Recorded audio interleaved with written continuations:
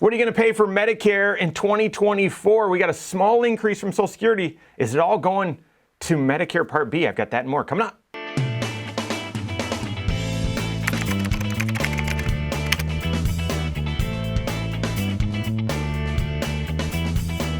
My name is Mike Bernardo, the host of the Wise Money Show. I'm also one of the certified financial planners right here at Korhorn Financial Group. Make sure you hit that subscribe button, turn on notifications, and smash that thumbs up button. We know that Social Security gives a cost of living adjustment every single year. You might not like the formula, you might not like the result, because sometimes that formula yields a no cost of living adjustment, a zero. That's rare. But for the past several years, as inflation has kind of soared, we've seen a larger than average increase in Social Security cost of living. So it was almost 6% a couple years ago. It was 8.7% for 22 into 2023. And we know that, yes, inflation has theoretically come down. The CPI says it's somewhere near 3% right now. I don't buy that. Just go to the grocery store and see. But the cost of living adjustment for Social Security for 2024 is a measly 3.2%. Now that's above average, but that's still pretty small. And compare that to the average Social Security check that Americans receive, $50 to $60 a month increase. So the big question has been, well, is that $50 to $60? Is that increase? Is some of it going to land in your pocket, or is it all going to go to Medicare Part B or Part D? Now, from 2022 into 2023, again, during this really high inflationary time, we all expected that Medicare rates were going to go up considerably, and they didn't. From 22 to 23, the Medicare Part B rate actually, let's just say, was stable. It went down a little bit, and which was shocking, but it had to do with what Medicare, how they were treating certain prescriptions and what they were covering, and making some adjustments to try to manage the cost, thank goodness. And so, yeah, the 2023 rate was basically stable despite kind of roaring inflation. So what's the change for 2024? All right, you can see right here the monthly, base rate for Medicare Part B is going from $164.90 per person per month. That's the base rate.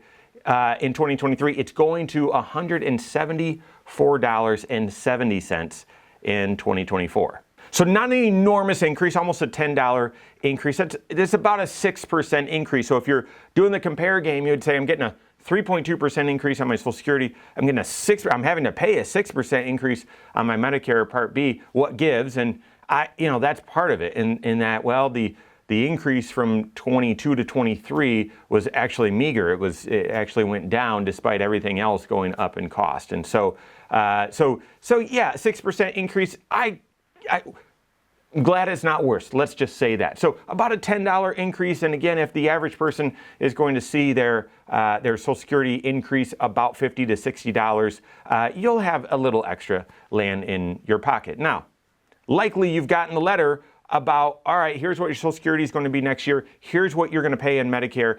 And then here's what you might have to pay if you're subject to IRMA, or an income-related monthly adjustment amount.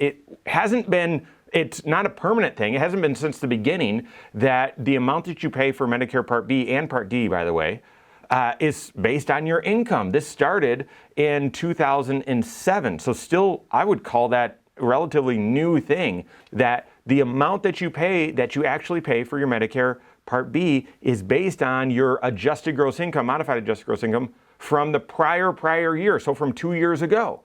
So for 2024, your Medicare Part B and Part D is going to be based on your tax return from 2022. Why not from 2023? Because at the time 2024 starts, you haven't filed your 2023 return yet. You haven't done that. But so it makes sense that it would be 2022, but it makes it a little bit more removed where you can't really, it's hard to connect those dots. So you've got to take a look at your 2022 tax return, which is your most recently filed return based on the time I'm recording this, and you've got to look at that adjusted gross income number and get a sense for, okay, am I going to have to pay this surcharge or not?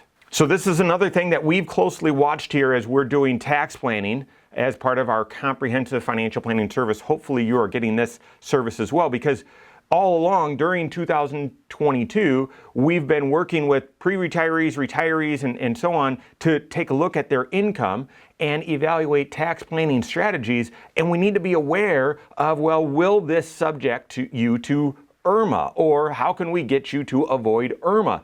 The issue is, in 2022, we didn't know what the 2024 thresholds would be for IRMA. They were recently released.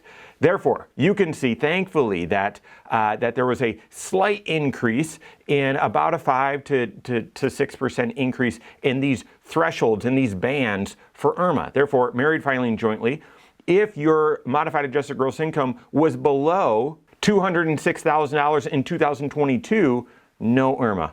No IRMA for 2024. That is great news. And you can see here on this chart that if it's above, boy, you've got to pay an extra surcharge on top of your IRMA. That's for you and your spouse if you guys are married. That's each of you. And then those bands, you can very quickly get into those higher bands and end up paying double or triple your what Medicare Part B would otherwise cost. That's why, even though these bands just recently came out and weren't available in 2022 when you were doing tax planning decisions like should you harvest some gains back, 2022, think about how volatile the stock market was and how incredible the market was in 2020 and 2021. So were you harvesting gains? Were you recently retired and therefore did you get a big payout or some sort of bonus? Did you withdraw a big chunk from your IRA to help fund a home purchase or something like that? And did you do a Roth conversion? All those strategies you needed to consider in 2022, but you needed to have the wherewithal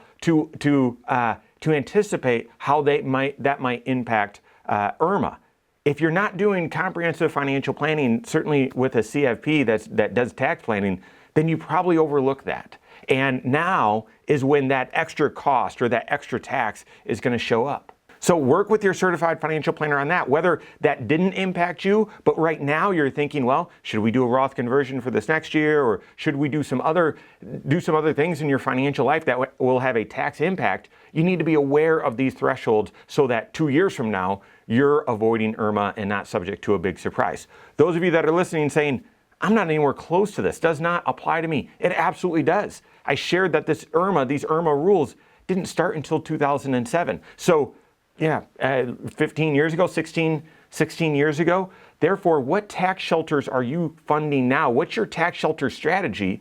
And how could that end up influencing you out there in retirement, whether that's 65 or 75 or 85 or anywhere around there, that are new tax laws that haven't even been created yet? One of the benefits that I share, you've got to look at pre-tax or Roth, but one of the benefits of the Roth is it insulates you, or should insulate you, from potentially new taxes that are created out there in the future. So you got to have your head in a swivel. We call that actually doing comprehensive financial planning, looking at all 6 areas of your financial life as you're making big financial decisions. Only a CFP is going to offer that. So work with your CFP on that. If you don't have one on your team, contact one on my team. Find us online, Korhorn.com. That's Korhorn with K, wisemoneyshow.com. You can find us there as well, or send us an email, info@korhorn.com. All right, there you have it. Go out and take your next wise step in your financial life.